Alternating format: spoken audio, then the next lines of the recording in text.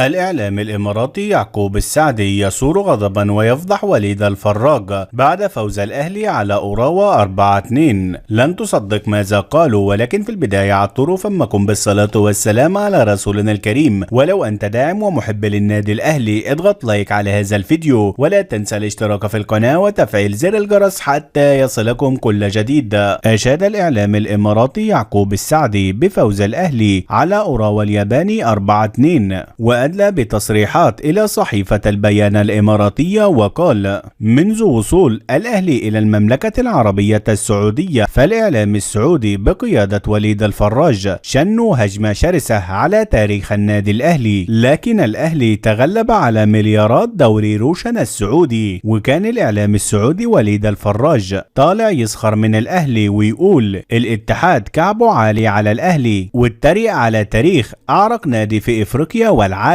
فرغم قلة الإمكانيات عند النادي الأهلي إلا أنه وصل العالمية، واليوم أثبت النادي الأهلي أن له أكبر شعبية في العالم. فنحن سنستقبل الأهلي غدا في الإمارات وسنقيم له أكبر حفلة بعد حصوله على برونزية كأس العالم للأندية. وفي النهاية لو أنت داعم ومحب للنادي الأهلي اضغط لايك على هذا الفيديو، ولا تنسى الاشتراك في القناة وتفعيل زر الجرس حتى يصلكم كل جديد.